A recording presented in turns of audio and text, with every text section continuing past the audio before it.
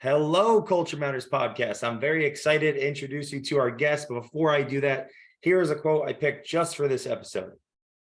You start your first third of your career on your back, your second third on your feet, and then your last third on your stomach. Ben Reinberg. See, we believe here at Culture Matters when people read to think, write to develop, listen to hear what is unsaid, and speak to let go. They develop more value for themselves and others. So our purpose of this podcast is to uncover the genius of our guest with our goal to make you, the listener, your curiosity cool, because our vision is that human culture is open, curious, and focused on creating the future. So our mission is to read, write, listen, and speak every single day. I am really excited for our podcast today. Today, I'm having the one and only Ben Reinberg on the show, founder, CEO of Alliance Consolidated group of companies. 1994, he's a 24-year-old rambunctious, I think, entrepreneur, putting deals together. It was a $3 million deal, went not as expected, turned into $6.4 million. Now, what does that mean to us? Commercial real estate. A lot of you that listen to this podcast have not had a lot of experience learning from commercial real estate investors. Ben, 28 years later, has over 500 million of assets under management, but many more happy investors and deals under his belt, and now has a podcast called I Own It, which I've listened to and different interviews I recommend. I have a million questions because Ben is a wealth of knowledge around this topic. Thank you for agreeing to do this, Ben. Thanks, Jay, for having me. It's a real privilege to be on the podcast, and I'm really grateful. So thank you. Thank you for agreeing. So you're in your early 20s, you'd studied accounting, if I have that correct, at Indiana. Did you ever have an inkling of a belief that you'd be an entrepreneur, or was it specifically that mentor relationship that lit the fire under your butt? And then the further question would be, if people are listening to this, when would they know that they're an entrepreneur? So it's like a two-part. Yeah, that's a great question. I appreciate it. When I first started in accounting, the economy was awful. And I tell this story. I remember I said to my mother, she was really involved, looking at me and saying, what do you want to do? And she said, you really need to get a job. So I went to Indiana specifically to go to their business school. They had one of the top 5 business schools in the country, and I was fortunate to get in. Coming from Chicago, it was great. I really didn't know anyone from my hometown going there, so I went in there blind and had a phenomenal career at Indiana University. I'm very grateful. At that time, it was called the Indiana University School of Business. Now it's called the Kelley School of Business. It's still a great school. I support it tremendously. And when I graduated, they had all the major accounting firms come to recruit. I wanted to be in Chicago because I was where I was from. That's what I knew. I was comfortable. I was born and raised in Chicago. So I found a job at an accounting firm, and that kind of launched me. And then I tell the story, if you ever follow me online, about I was doing an audit with a gentleman who was extremely wealthy and successful. And I'm not going to name his name. However, he really influenced me, and he told me I'm more of an entrepreneur more than an accountant.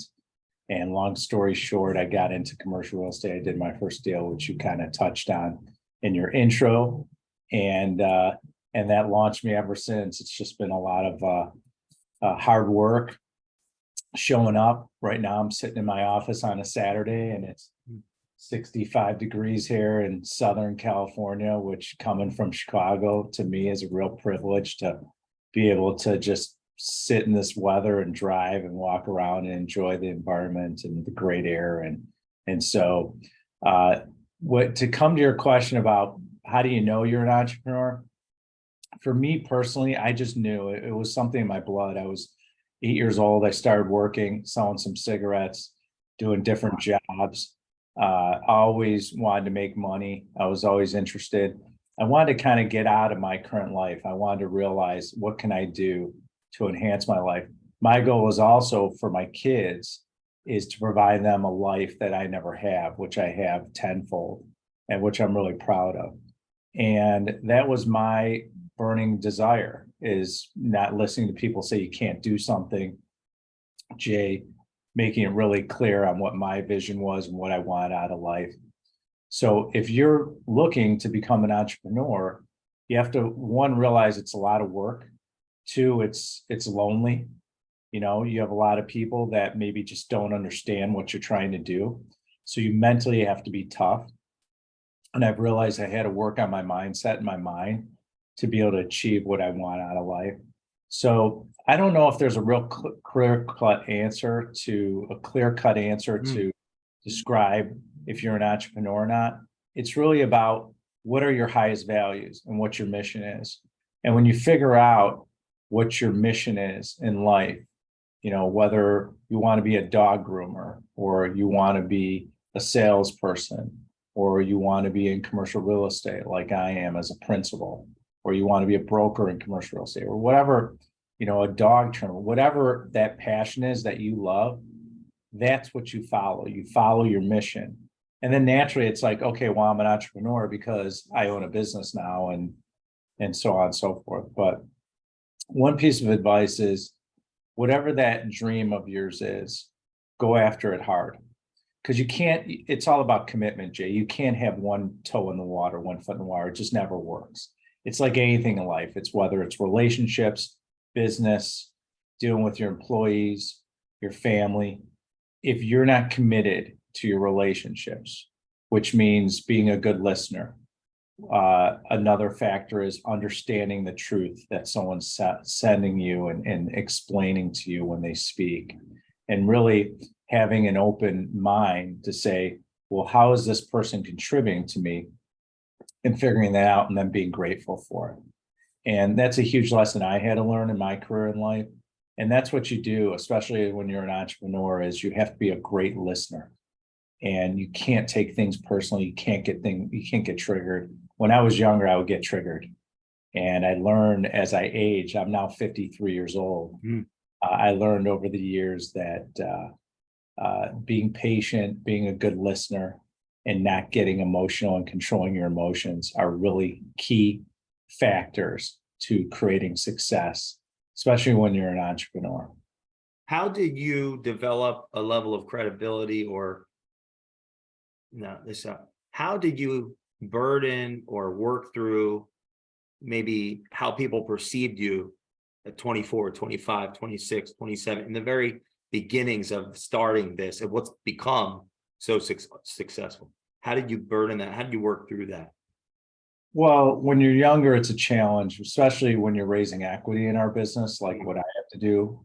It was challenging when I was younger, but it was different times. I would throw on a suit, I would look polished. I was very professional the way I was dressing, and it was all face-to-face meetings.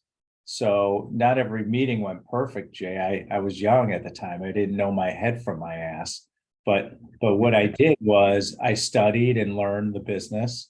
And my first deal when I raised equity, I really understood the asset. I did the homework. I understood the real estate fundamentals. I was able to capsulize the downside to be able to explain what could go wrong in the investment.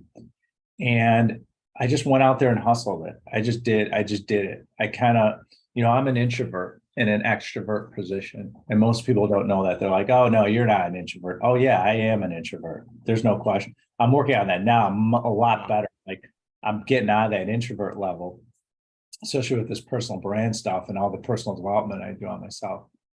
But I've always been an introvert. And so I've always had to put myself out there. And when you're raising equity, and to kind of touch on your question, is I had to just get out of my comfort zone when I was 23, 24 years old. I had to figure out, okay, Ben, how am I going to accomplish this? How am I going to get this done? How am I going to get into this business? How am I going to build wealth? And I would be so committed to that, which touched on my word commitment. That's how I ended up doing it. I changed my mindset. I was committed, and it allowed me to take an approach to create success. And I don't think it's rocket science. It's just about how bad you want it in life. It's like anything, whether you want to date a certain girl, or you want to have a certain job, or you want to build a certain business, or you want certain type of employees, or you want certain type of relationships in your family. It's all about how much you want to commit and how bad you want it. And that's what it is at the end of the day. And it was no different for me when I was younger. The difference for me, Jay, was there really wasn't anything like this thing we called the internet when I was younger. And so I didn't have the advantages like some of the younger guys have, the younger men and women out in the world, to learn from people on the internet. Now, whether it's true information or not, at least it gives you knowledge to say, okay, I can rely on that, or that's a great piece of content. There's a lot of people that contribute to your life. That's what I'm saying. And I didn't have that when I was younger. Now it's like abundance. I would love to be in the position I was in when I was 24 to have this environment of information. I would be really wild. I mean, I'm already wildly successful. I couldn't even imagine what this would mean to me. However, I am grateful because during those times, you really had to interact with people. You had to get out of your comfort zone. You had to have thick skin. You had to realize when someone said no to your face instead of a Zoom call or on the phone. A little bit different flavor back then. It was more authentic. What were some of the things that you had to do because you didn't have what our generation has now, that you think if someone's listening to this, that in hindsight, they may not be aware of what you had to do, but they have this technology? Like, what did you have to do that we don't have now because we have this, that maybe like you could, can you elaborate on? Like, what are some of the things that someone listening to this, they should go do what Ben did in the early and mid 90s, as well as have what they have with technology today? Like, is there any things you would recommend that like you cut your teeth in? I'm thinking. Yeah, it's a great question. Well, what we used to do is we used to have face-to-face meetings. And what's that? Exactly. Well, that's exactly my point. You said that to my kids, they would be like, I'm not having a face-to-face meeting, and they're in their 20s and teens. And so what I've learned with this younger generation and even millennials is they want just send a text. They want maybe they'll get on the phone and do a quick phone call. They'll do a Zoom because they understand business, and they'll get a Zoom call. I feel one of the challenges with millennials and their incredible generation that are going to be incredibly important in our business, I know, because they're a huge population of people, is the ability to pick up the phone and have a conversation or go meet with someone face to face.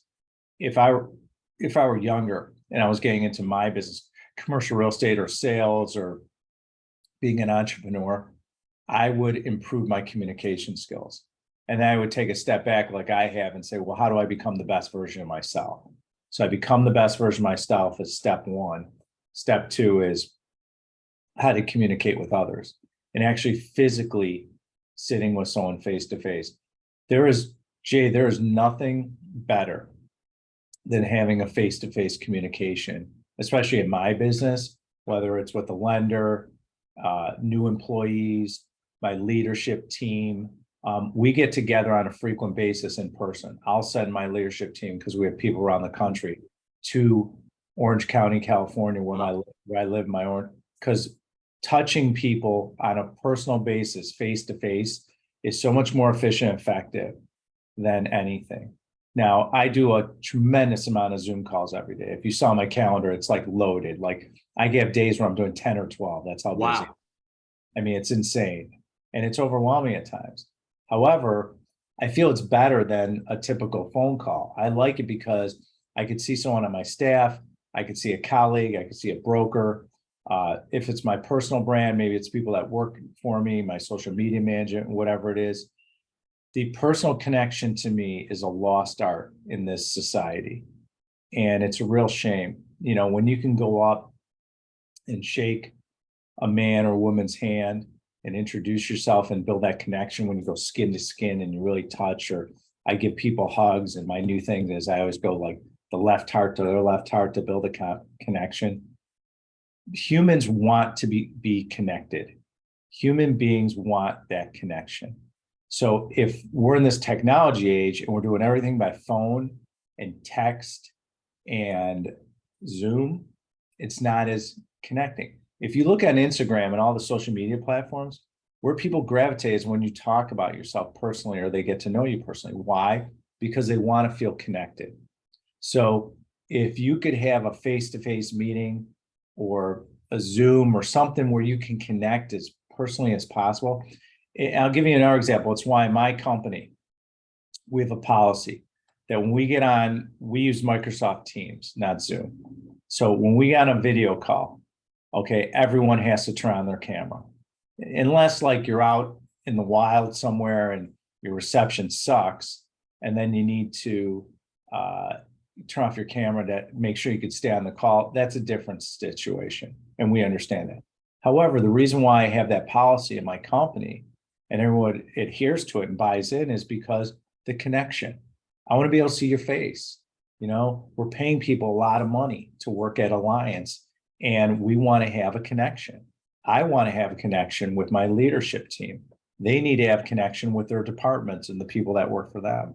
It's very hard to do that when you have everyone working around the country. Some people are in offices that we have, some are working at home, you know, especially when you're in Chicago right now, it's 5 degrees. Okay, that's where I've been born and raised, and I lived for 52 years of my life. It's cold there. Okay, you know, I think you're on the East Coast. It's cold out. Well, a lot of people want to work remotely. It's fine, but again, you have to figure out how to bridge that personal connection, that space where we can come together. Do you think that has a relationship with the returns, the value that you've been able to give to your investment partners over the years? And then if so, why? And then if not, you know, what are your thoughts? One of the things that bothers me about this environment is when I was younger and even older in the business, we always had an office. We had an office in Chicago. We would all sit in there. There was a real osmosis going on. You know, someone come to my office or go in someone else's office or go talk to a leader and get something done efficiently and learn. There's this osmosis of learning in an environment where we're all in the office together, especially in our business, a complicated, sophisticated business. If you're not in the office together, it can be challenging at times. So I feel with the younger generation, the people that are working remotely, they lose that human connection, that osmosis to learn, to increase their learning curve. I encourage my kids. One of my sons is about to head into the working world, and he understands that concept. I said, look, you can work remotely, but if you can have a job or a career where you're going into an office, your learning curve is going to shorten, and you don't even realize it. It's just, there's something someone says to you, or you're in a challenging situation, you're in the office, you have to deal with someone's emotions, or or someone says something to you that's about to trigger you. How do you deal with it? These are all lifelong contributions people are making to you, whether it's positive or negative, that will help carry you for your career. And I said that to my son to explain this to him, and he got it, and he really understands it, because his generation, you know, he's 23 years old. He doesn't get he's a texting guy. You know, for years, my kids would be like, Dad, just text me. I don't want to fucking text you. I want to call you.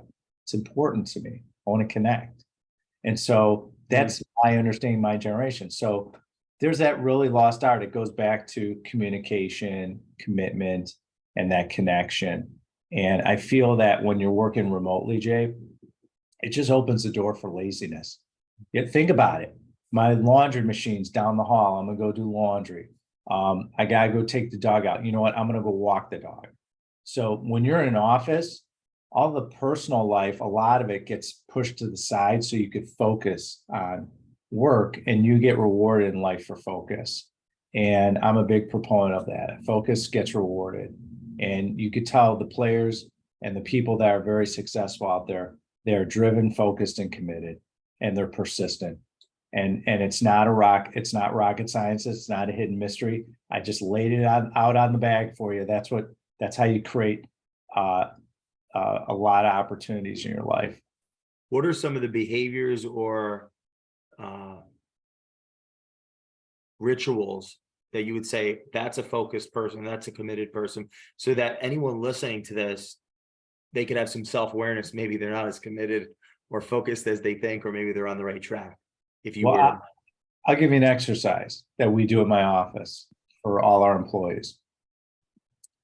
Take 2 weeks out of your life and document your work week. And what I mean by that is every 15 minutes, document what you're doing. So if you start at 8 o'clock in the morning and you work till say 5 or 6, document every 15 minutes for 2 weeks. Go back, look at it, have someone look at it with you, okay, to hold you accountable. Wow. You want to see where you're screwing around? Do that. You'll see, and be honest. You got to be honest. If you're going to get a car wash in the middle of the day, write down, I'm going to get a car wash. If you're on social media for an hour during the day, write it down. And when you do that, Jay, guess what? All the bullshit that you've been telling yourself of you're working hard and you can't understand why, that will come to the surface and reality will show and say, okay, this is how I'm spending my days. We do that with all our employees. And what ends up happening is after you do that, people end up firing themselves because you see what people are doing, right? wow. I had a situation where I had an employee and we did that. And one of the things I like to do is give my leadership team or employees books to read to grow. Oh, wow. It's kind of a cool tradition we have. So I said, all right, I gave this person a book. Well, during the day, the work day, when they're supposed to be raising equity, they're reading the book for 2-3 hours, which is not productive use of time. So you understand what you have as a company and you understand who you are if you document every 15 minutes. But that's just one secret you could do for yourself. Another that you can do is how do you work on yourself? So every day I do things for myself personally, whether studying or learning about new things. I meditate.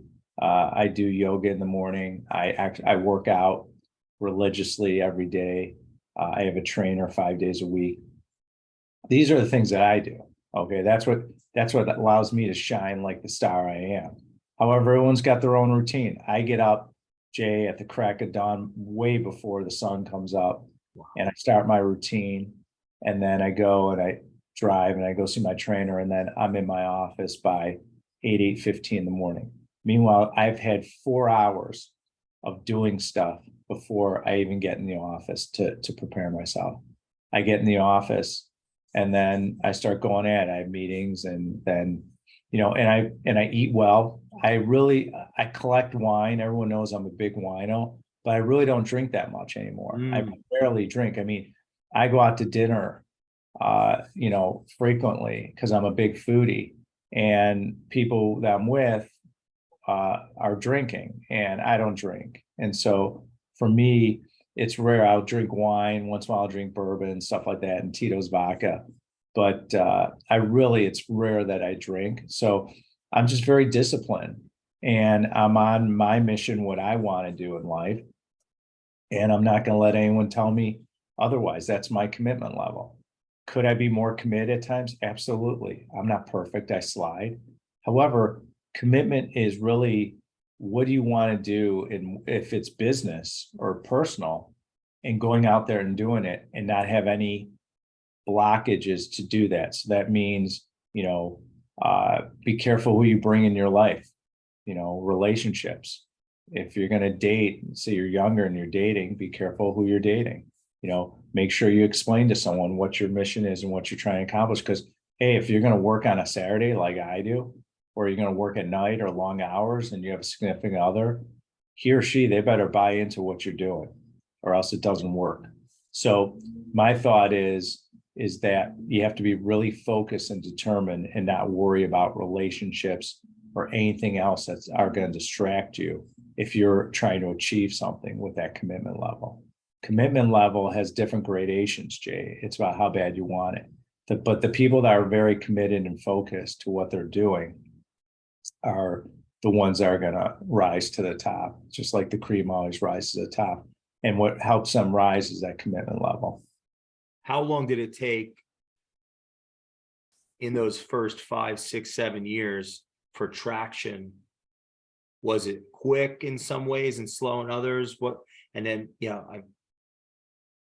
It takes time. Success doesn't happen overnight, and success is just a arbitrary, subjective term, anyways. What people's vision of success means. It's a grind. Well, it depends what business you're in. I mean, in commercial real estate, we're in a marathon business. Right now, I'm in the prime of my career. It's so sophisticated and complicated, and a lot of variables. And I'm going to be teaching it soon to simplify it. But when no one teaches a business, you have to learn, you have to grind and work harder. I work long hours, I work weekends, I travel. Back then, I'd have to drive to a lot of places because it was a local, regional type business. So my journey is going to be different than anyone else's journey. We're all different how we do things, but it depends on your business. It's going to ebb and flow the way you do it, but it starts with commitment and how much time and effort you're going to put in. So, but it is a process. Underestimate it. I think they do. So real estate, especially. I think people do not understand or appreciate or have the gratitude when you see folks on Instagram. I'm talking about really successful colleagues of mine that are really successful, not someone that shows that, hey, he's laying on a Lamborghini or driving a McLaren. I'm not talking about that. I'm talking about someone who's really successful, has wealth, and doesn't need to prove himself. That person, they work hard. They go through failures like all of us do. They go through successes, highs, lows, failures. But the difference is they show up and they stick to it. They're persistent. They don't give up. They don't believe in the word can't or wouldn't or shouldn't. And that is a foundation to create success. It's all about your mind and your mindset. And it's understanding your reality. And so it is a grind no matter what business you're in, especially when you're younger. And you have to continue to build resources. What's nice is when you're in your 20s and 30s, you have a lot of energy.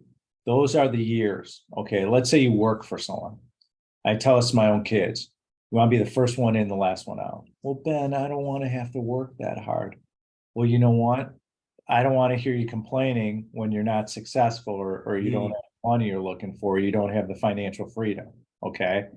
If you treat every day as a blessing and you work hard and you give 120%, success will naturally follow that. You'll be a magnet because you're the go-to guy. What I love about people that work in my company, Alliance, is people that are gold, people that have their own autonomy, give them what they do, they hit their KPIs, just everything they do is gold. What they write, how they communicate, how people feel about them outside our corporate world at my company. All those things matter. It's the little details. It's showing up every day. And you have to ask your audience, how are you going to show up every day? Because I show up every day the best version of myself. I'm not perfect. Some days are worse than others, but when I woke up this morning, I knew I had 2 doctor's appointments. I had my podcast interview with you. I have a friend of mine holding an event down the street in Newport Beach I'm going to. I'm busy. Okay. Wow. I want to spend time with family afterwards. So for me, I know what my day looks like. I'm determined, and every person I interact with, is going to receive love from me. I'm going to be grateful for every opportunity I have. And I know that Jay Doran is contributing to my life in some way. And I'm grateful for that. I'm grateful to meet you, and I'm grateful to be on this show. Those little things are what I didn't know when I was younger. And if someone had told me that and expressed that to me, I'm like, wow, that's the secret to happiness. See, Jay, there's something someone taught me a long time ago. Everyone's trying to pursue happiness. What does it mean? Where do I find it? How do I buy it? It doesn't work that way. You can't change your environment to create happiness. It's a myth.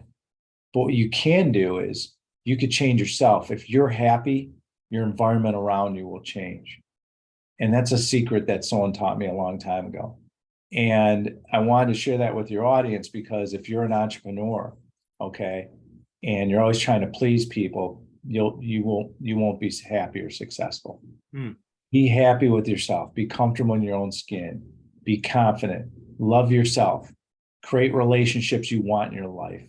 Other relationships, be appreciative and grateful that you learned something from them. And if they're not a good fit, love yourself and say, you know what, it's just not a fit for me, that relationship. Move them out of your life and move on. And these are all the little tricks I've learned over the years that are very valuable when you're an entrepreneur or you're running a business or you're an employee, is because your mind is so critical of how you create happiness in your life. And I want people to understand that, because you look at someone like me and you're like, well, how was Ben so wildly successful? What was his secrets? What did he do? Like, what's it like to buy a piece of commercial real estate, the millions of square feet they do and stuff they build and own and all these great, cool, it sounds just absolutely so sexy to people. Okay. Yeah. But the bottom line is everyone's different. Everyone has their own process, their own journey. Everyone creates their own. There's so many cool businesses out in the world, and there's so many incredible people out in the world that are just so wildly talented. So just be happy with yourself, and your environment will change the way you want to change it. You can create the relationships you want. That's up to you. Okay. And that's just the basis for success, and to become what I've been able to become, and what anyone in your audience wants to become in their life, is you can create whatever you want, but it starts with you. It starts with that man or woman you're looking at in the mirror every morning and saying to yourself, am I going to show up and be happy? Or am I going to let maybe something that happened to me last night or this morning trigger me? It's why I don't look at my phone for at least an hour when I wake up. Really? Yeah, because what's on my phone? Ben, I need you for this. I need you for this. We need money for this. Something for my kids. Could be someone going on my social media and not playing nice. It could be anything, or it could be I'm looking at a video that just doesn't make me feel good. Or I read a paper and I see that someone was shot or stabbed to death, or I see strife in our political system. There's no benefit to me or to anyone that the first moment you wake up and you're trying to get your wits around you and go through your routine and to get ready for work or go work out, whatever you're going to do, or have a breakfast meeting. The worst thing I think you could do is polarize yourself with your phone, and immediately you wake up, you don't even have a break to give your mind a break and the space to start creating for your life. So I always advise, give yourself at least a half hour of not looking at your phone when you wake up. It takes me usually about an hour when I do my routine. What do you suggest people do with that time if they don't know what, they're thinking, well, what do I do then? And well, it's real simple. Is you get a life. and what I mean by that is you don't have a life, you're attached to your phone. If you have a significant other and you're in bed with her, roll over, give him or her a kiss, tell them how you feel and how grateful you are. Spend 10, 20 minutes doing that. How about maybe you do some exercise, go for a walk. Okay. Maybe you do what I do. You go train or work out. I also meditate. I do a 36-minute sun salutation in the morning to keep my mind right and relieve what I need to get ready for the day. Take time for yourself, love yourself. Looking at your phone is not loving yourself. It's more like I'm going back into the grind, or I got to get a quick dopamine hit by looking at my Instagram or listen to a podcast. There's all different things. Now, if you want to touch your phone, listen to a great podcast, listen to my podcast, listen to your podcast, listen to a podcast that's going to add value in the area of life that you're passionate about. That's good too. So there's things you can do where you can kind of detach from the world. And I always advise, if you do anything and not even look at your phone for at least a half hour, see what that change does to you. So there's all different tricks. Like Jay, I don't drink caffeine anymore. I stopped about Really? Yeah, that was a big game changer for me. So I drink a lot of tea during the day. I drink a lot of herbal teas and different types, and we have boxes. Make me feel bad. I really want to grab this caffeine, right here. And I'm thinking, maybe the rest of this show I won't. What's been some of the benefits of stopping the caffeine? Because I'm overusing that for sure. Well, caffeine stays in your body for double-digit hours. I think it's like 12 or 13 hours. It could be even more. So what happens is, let's say you have a cup of coffee at 11 a.m., whatever time zone you're in, that's going to stay to you till around midnight or 1 o'clock in the morning. So how is that serving you if you have to get up to work at like 6:30 to get in by 8 into the office, and all of a sudden you're rushing? So you wake up and you're rushing. It's not good for your mind and body. And I felt that sleep is the most important thing in your life, is to get enough sleep. And I've realized that over the years. And Jay, when your audience and everyone out there in the ether listening gets enough sleep, you become a better version. You have better odds to become a better version of you, perform better, make more money, build deeper connected relationships. Sleep ties into all that. And so sleep is a very important factor to me, especially because I wake up so early. I go to bed early if I can, whatever I need to do.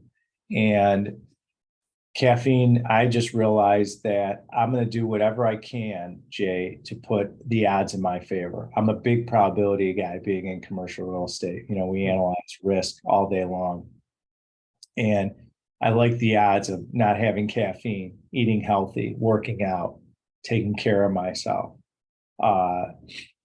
making sure my mind's right, meditating, whatever I need to do. So I put myself in the highest probability to create success and to be able to create and help and impact other people, whether they be outside my alliance world to my employees, my leadership team. I feel I have a responsibility to be not only the best version of myself, but use that to impact other people and teach them to help them obtain the best lives that they can live. And by doing all these little things, create the big things that I can to help and impact people. There's a saying is, I always look at this with my employees and your entrepreneurs and businessmen and women out there in the world that are listening to this show, is how you do the little things will change how you do the big things.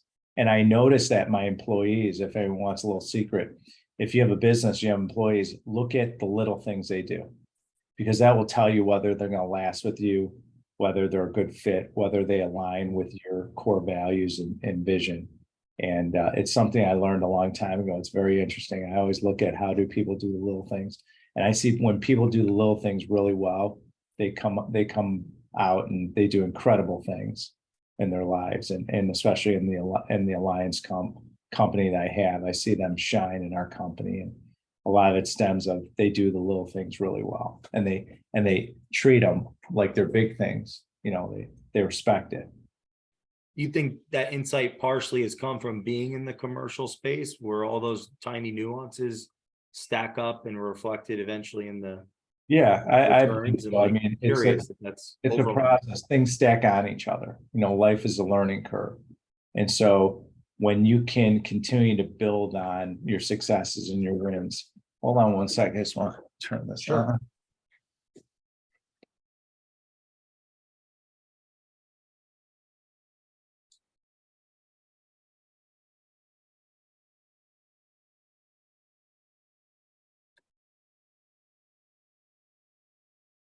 So how you do the little things and focusing on the little things will stack upon each other. And what I mean, I'll give your audience an example. So say you're in commercial real estate and you're working for my company and you want to get into acquisitions, but you need to understand the foundation, you need to understand the numbers. So you got to get into financial analysis. So you start learning financial analysis and really develop it.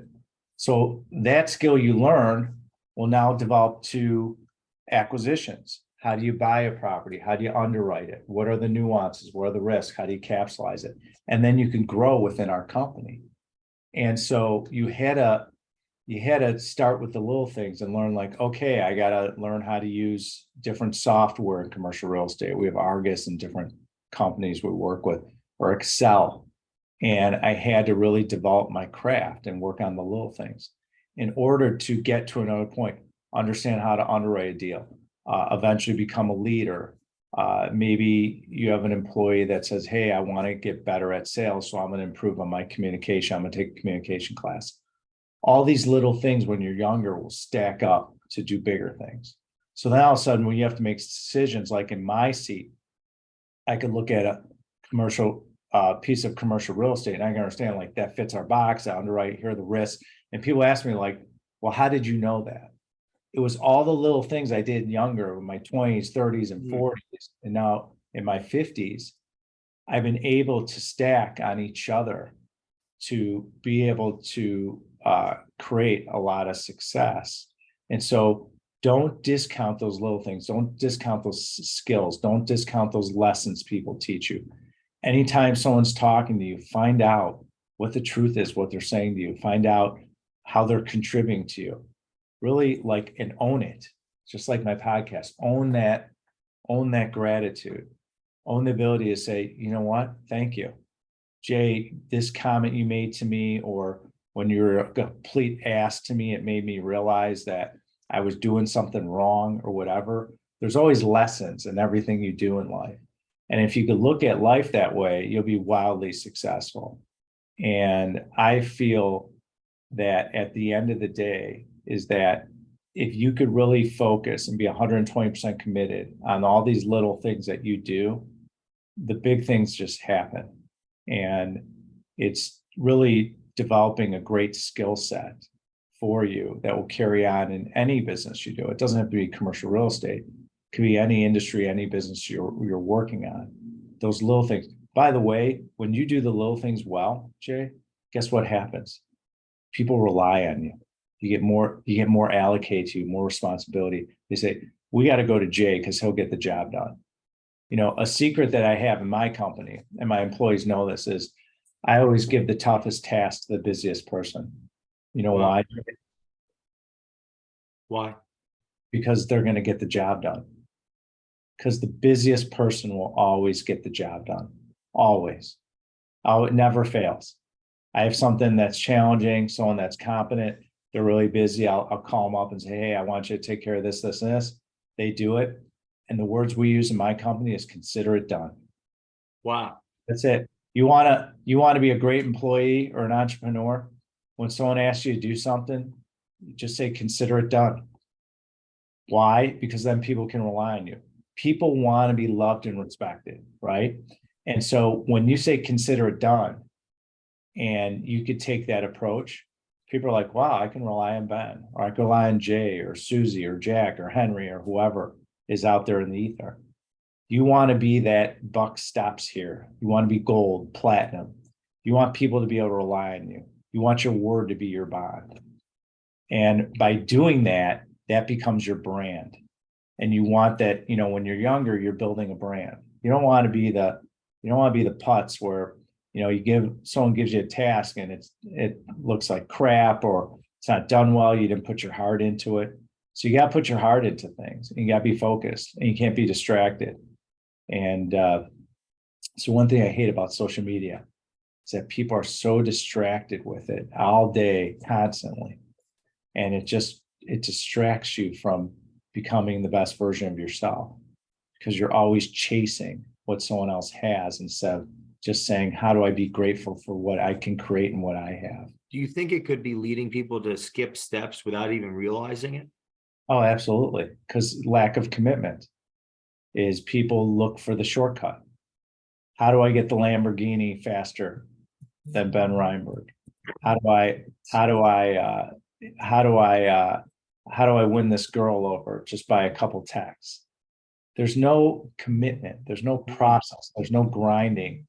And people think you snap your fingers and you're instantly successful with a lot of money. Life doesn't work that way. You know, some people get lucky. Some people are trust fund babies and all that stuff, and that's a different animal. But the bottom line for the common man and woman out there, you gotta hustle. You gotta work. You gotta put the time in. You gotta commit. And it just doesn't happen overnight. And anyone that tells you differently hasn't been successful in business or life, because relationships take a lot of work. Business takes a lot of work. Growing a company, and it's respecting the process. People call the founder's journey, which is my journey, or a founder of a company. And you have to respect that journey, whether it's your own or someone else's that you work with, because someone worked really hard to create a space for you to benefit your life.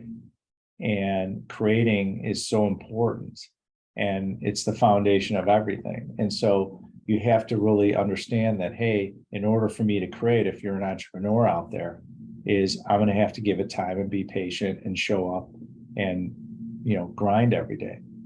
And that's what it is. Success isn't free. It's earned.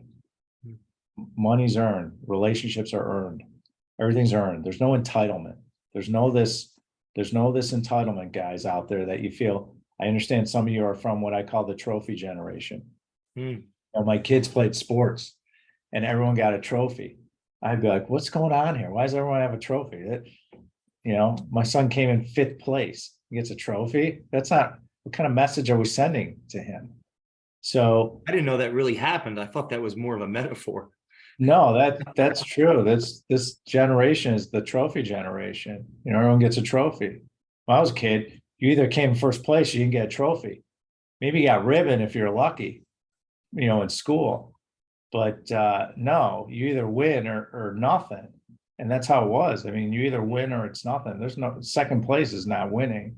And so the point I'm trying to make to you is that you're not given anything for free. You're not entitled to anything. You earn what you create in this world and the value you create as well. And the value you create, money will flow with it. And that's a really important lesson for your audience, is that create your value, work on your value, work on yourself. And don't worry about on social media what anyone else has. It's the biggest mistake people do, is they start comparing themselves to, and I hope people look at my Instagram and my stuff and they don't feel like, that they're trying to compare themselves. Don't be Ben Reinberg. If your name is Joe Smith out there, be Joe Smith. Use the lessons I could teach and other people teach online for your benefit and grow from it. But we all have our own DNA. We're all different. We have different missions and purposes and timelines. So there is no timeline like, okay, I gotta be a millionaire by the time I'm 29 or 30. No, that's okay if you're not. If you're happy, if you like what you're doing, if you want to become that person and you're not, then say, okay, what do I need to do to change? So these are all the little things that you can do to really enhance your life and your career. And but it starts with you, Jay. It starts with us individually. We're responsible for our own lives. It's why we created the podcast, Ben Reinberg, I Own It. The whole genesis and basis for it was to own and be responsible for every aspect of your life. So every guest, we have great icons that come on the show, they own it. They've been through tough times. They talk about challenges they have. And at the end of the day, they go and they can see where their mission was, where they ended up owning it. And we go back and we talk about like what point in career in your life you did own it. And they're very vulnerable on the show and they talk about it. And it's wonderful to hear, because when you're a young entrepreneur or businessman or a woman, okay, and we have a lot of women that come on the show, and they can empower you to say, you know what, you can do this. Okay, here's some tips I do. Here's how you deal with things. We had a breathing expert come on a few weeks ago. She was phenomenal.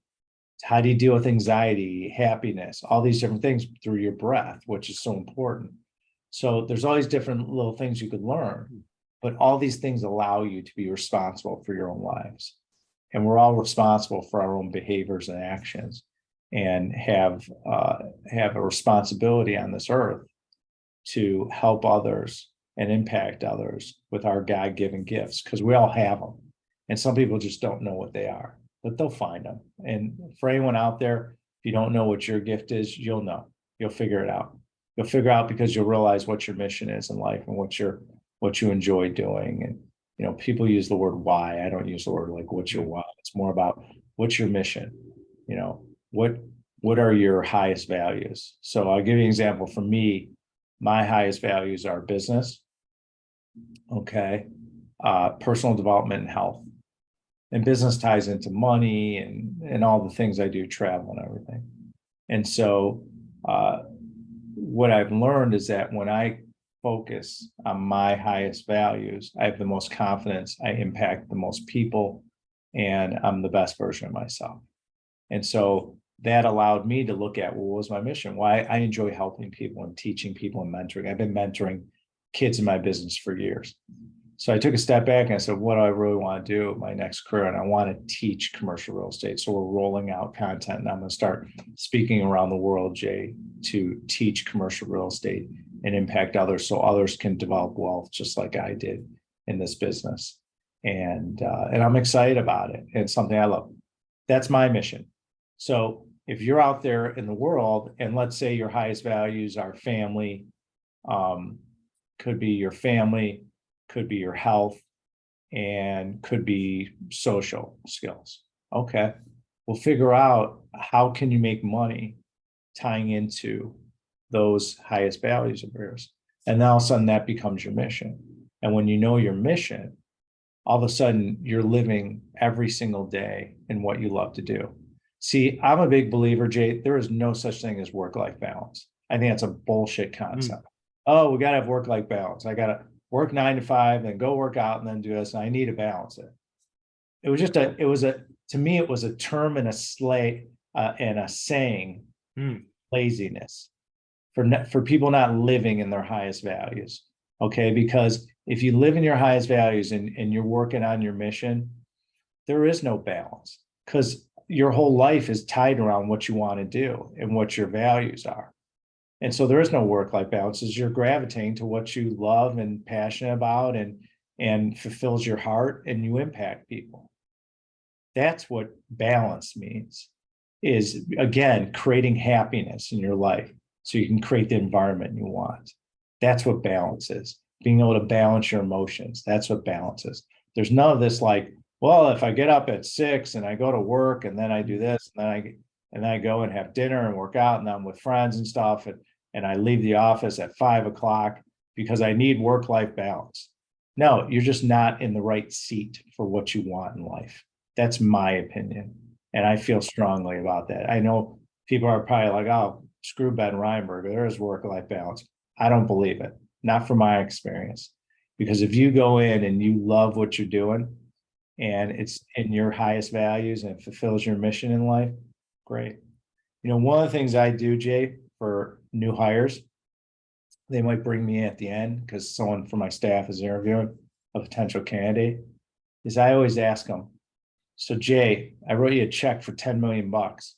What are you going to do? Tomorrow I give you a check for 10 million. What are you going to do? And if they say, well, Jay, look, I would use it towards doing a dog hotel business.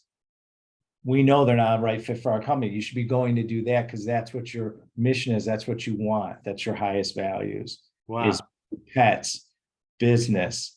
So that's what that person should be doing. So if you had enough money to live, what would you do? Right? And a lot of people, I ask that question, they're like, the smart ones are like, hey, I want to be in commercial real estate and build wealth and learn from you and grow and be in this department. Those are the ones that are like, okay, they're made for the job and they're smart. Wow. But the other people are like, well, I want to go open a bicycle shop if I have all that money. Okay, go do that. You shouldn't be working here. You know why? That person's not going to last. They'll be here for 6 months, a year, and they're not happy. And they're like, and because their mind is like, this is not what I'm gravitating to. This is not what I want to do. And so all of a sudden, it's like you spend all this money investment on training someone, and they don't want to be there, Jay. So at the end of the day, I feel it's extremely important that you live in your highest values to your audience. That will allow you to create success and move towards creating happiness with yourself because, and guess what? People will resonate with your happiness. People appreciate it. You'll be able to impact the world better when you're living in your highest values. So if you're an employee and you're not happy, and it's because you're not living your highest values, you know, you're never going to be happy. You're just going there for a paycheck to live. But ask yourself this question. I want everyone out there in your audience are you really living the life that you want? Are you really feeding your soul to who you are as a person? And that makes you smile, you know, because if you have someone employee, they're walking around, they're just grumpy and not happy. It's not healthy for them or your environment. For us, we see it right away. It creates toxicity in our company and we get rid of it.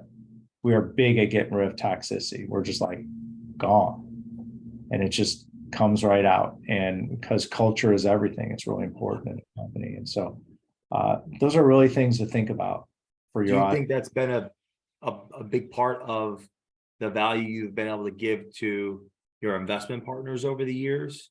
Absolutely. Absolutely. Well, I'll tell you why is because we have core values in my company. Oh, wow. Transparency, What are they? transparency, integrity, consistency, and expertise. And every one of my employees and even colleagues that support our company adhere to those. If they don't, it just doesn't work for us. And because of that, it impacts our investors, the way my employees give white glove service to our investors. It could be the type of reporting we do. It could be the communication skills and the tone of their voices and the attitudes and the happiness we create. It's the ability to handle when things get triggered from investors. Communication is important, like I just touched on. So all these things that we touch on today have a huge benefit to our investors and a benefit to our employees of the way they communicate with our investors and others that we do business with. What do you think some of the people, and without naming names, but the culture of real estate investment that I've read books and followed for years, and I think people listening to have, from my point of view, maybe others can resonate with this, a lot of the things you're talking about seem contrarian rather, to what I watch online. Example, you said it's slow, it's hard work, it's focus, it's not easy. I hear a lot of these opposite things when I watch people talking about real estate. So I guess, can you just unpack that a little bit, your views of what it really takes to do real estate investment and how people listening should view it, whether they're fit for doing it themselves, they're fit for attaching themselves to others that do it. So that, I know that's like a hard question. I can unpack a little bit. I can give my 2 cents. This is my opinion, by the way. Other people have other opinions. I respect that. My opinion being commercial real estate, it's a marathon business. Deals take time to do. You have to get up to speed. It's more sophisticated. We're a much different business than residential real estate. Our business is way more sophisticated than residential real estate. It's a different analysis. Residential real estate, if you go buy a house and you fix and flip it or remodel it, it's different. You're going to look at comps. You're going to align yourself with the realtor, see what's the end value if I add $50,000 to the house. It could be a rental situation. It's a lot different, okay? And the deals get done quicker. If you live where I live in California, people go up and down on a transaction in less than 30 days to buy a house. That's how fast houses move here.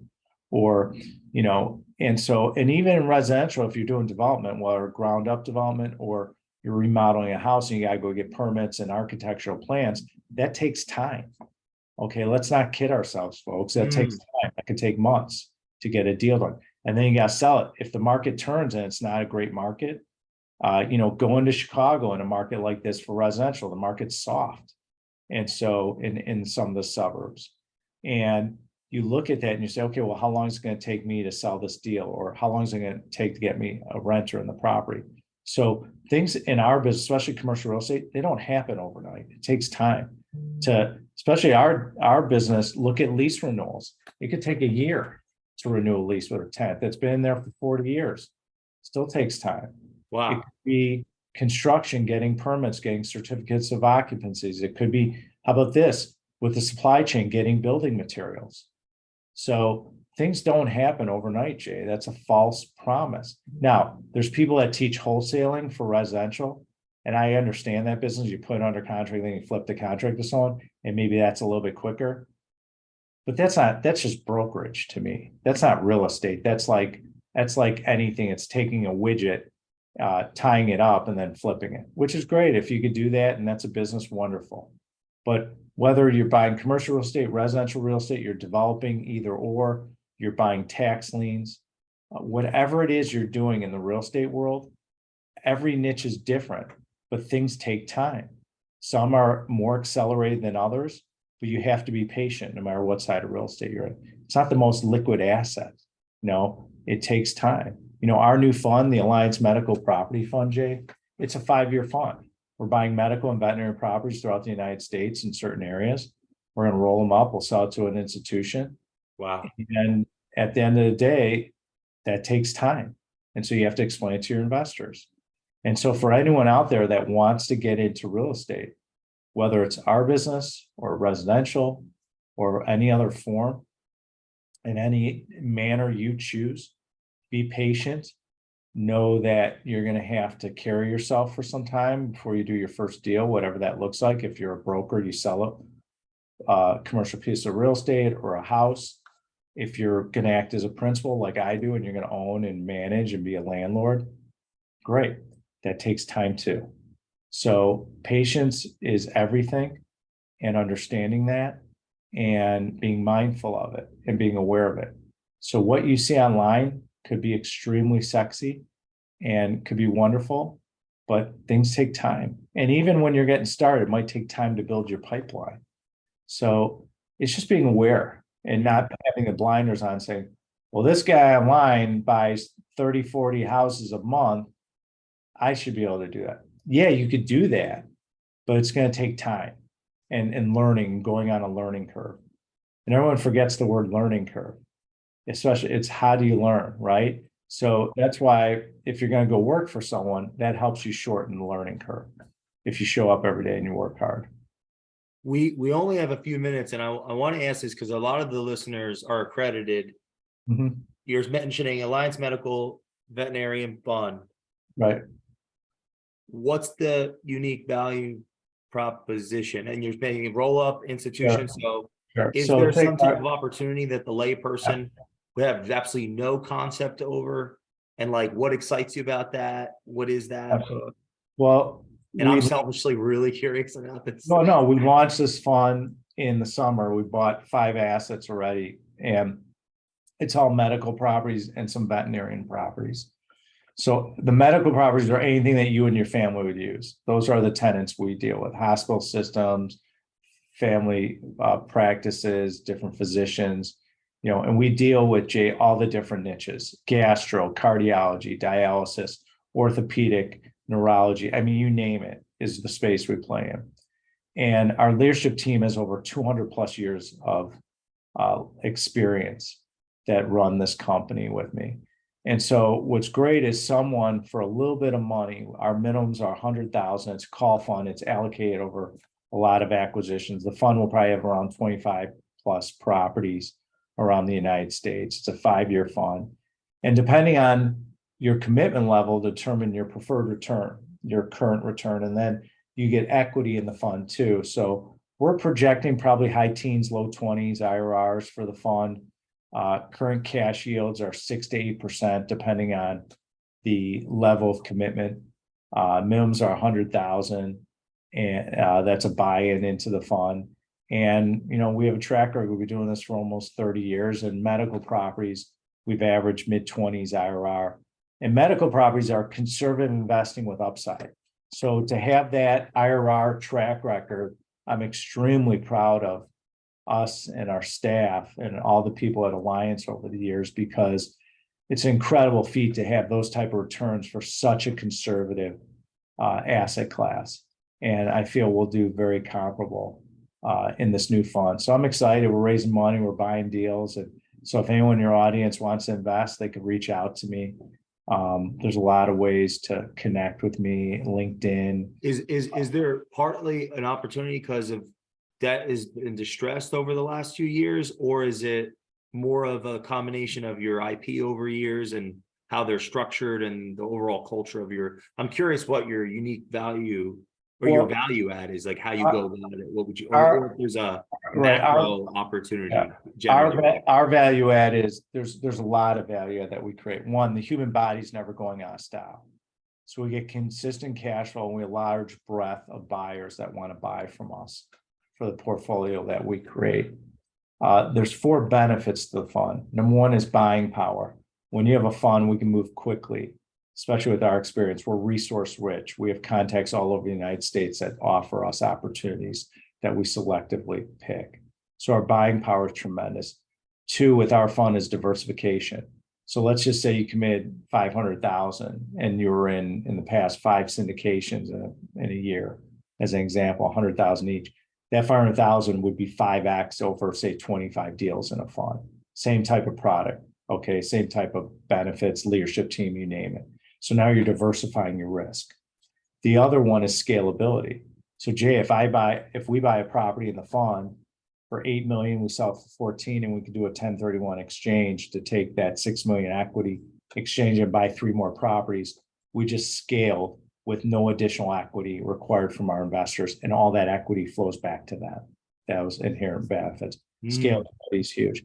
The other thing is cost of capital. When we're in a fund, even in a lack of liquidity, tough lending market, we get better rates.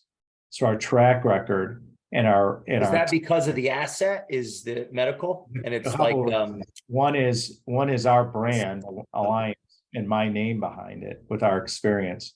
Number 2 is repeat business that they want, and the ability to have time to go shopping for the right loan possible, which is what we create space from our fund. And so cost of capital, purchasing power, scalability, and diversification separates us. Medical properties, to me, are the best asset class in the world. They have been. We started buying them out of my 28, 29-year career. 17 years ago, we started buying medical properties, Jay. 3.5 years ago, we started buying veterinarian properties. And it's just been nothing but glory from those. Is that because, I'm just like, this stuff gets me excited. Is that just because high education, low financial education, like blue chip, they're going to pay, conscientious? Like, is that part of what the value is in that? Well, the value is that you have an upper 80 percentile renewal rate from your tenants. So if you buy a short, these are doctors, right? Like, right, these are they're different doctors, types of doctors. but they're different owned. It could be corporate owned, it could be a physician owned, but yes, doctors work there. And so we have facilities, different type of facilities where the tenants invest a lot of money in the properties. They have deep roots in the community. We look at the real estate fundamentals as well. So there's a higher retention rate with your tenants. So what that allows you to do is figure out different ways to add value. Maybe you get a credit enhancement because they got bought. You got annual rental increases in the income stream in the medical office space. Different niches require different investments. Maybe we give our tenants some money to reinvest in the property, and they give us a longer term lease to add value. There's all different ways, Jay, that we add value from our 200 plus years of experience. That's just our leadership team. That doesn't even include me. And so, you take, with all the people around us, hundreds and hundreds of years of experience in doing this and adding value.